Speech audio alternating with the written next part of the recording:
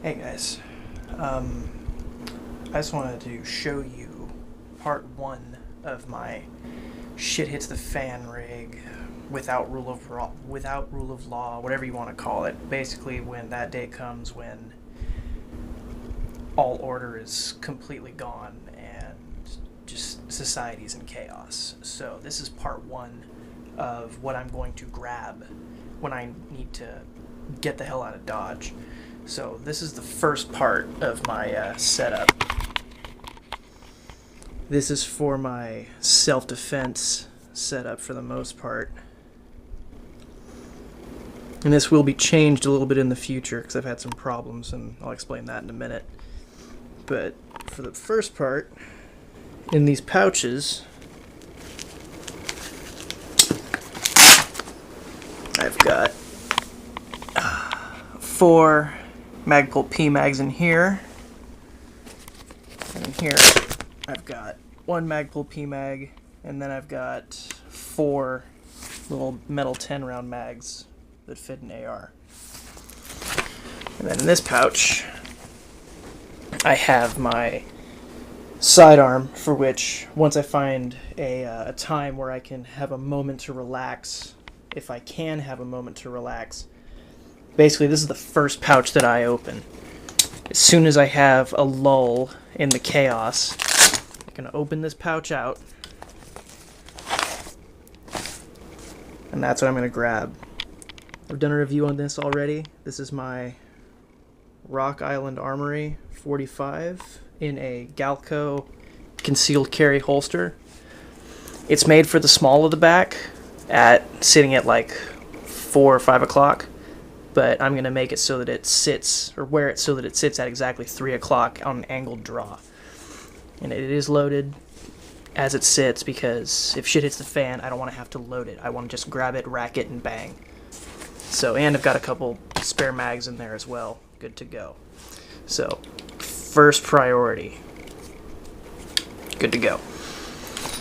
Then we move into the middle pouch. There's not very much in this middle pouch right now as it sits, because I have a completely other pouch sitting right over there, more of like a pack. I'll do another review explaining everything that's in there. So at the moment, this secondary pouch just holds a few things. One, that is my main survival knife. That is a Cold Steel, sorry about the focus. Come on now. There we go.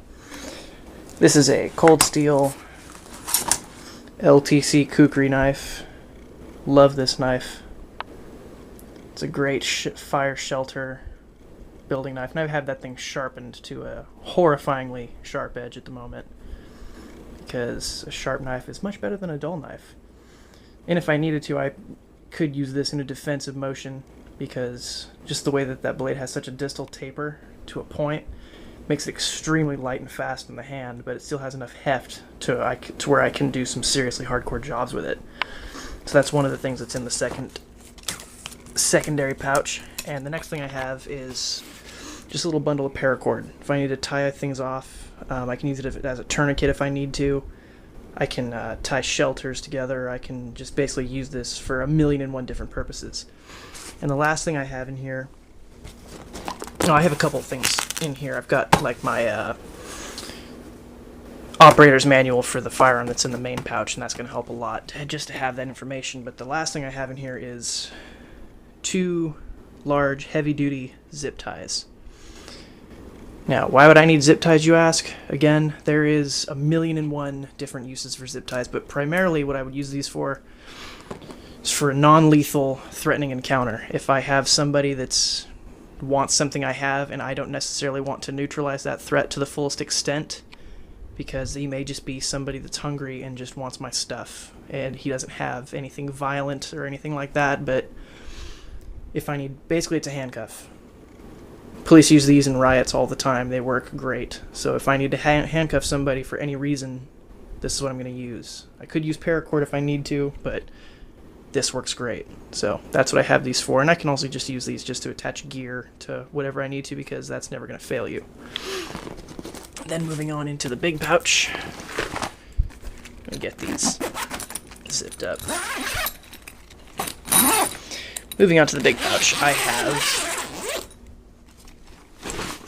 my AR-15 converted Kel-Tec SU-16CA, which has got a lot of modifications on it as it sits.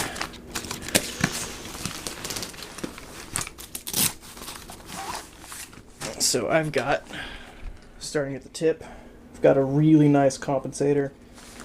This has brought my recoil down to a 22 easy. This has no recoil whatsoever now. And if I need to go into a CQC situation with it, I can smash with that breacher tip because those teeth are freaking brutal. Moving down, I have the normal forend that it comes with. Then I've got a red dot, green dot sight, which has been sighted in at 100 yards. It's accurate to an inch, so this thing's pretty sweet. And then I've got a ghetto rigged makeshift 3-point sling I've made for it. It fits great. I do have a mag in the gun, so I don't have to take the gun out, go to the mag pouch, grab a mag, and put it in. I can just take the gun out, rack it, and I'm good to go. Now, I do live in California, so at the moment I have this featureless grip on it, which I've modified so that it's a little more comfortable. But I have to have this on right now because of the state that I live in and the limitations to my liberties and freedoms, saying that I'm not allowed to have a normal pistol grip because, you know, I thought we had freedom, but I guess not. So, then the last thing I have on this gun is a Magpul MOE forend, fully adjustable. This thing ran me about 60 bucks. And it was totally worth it.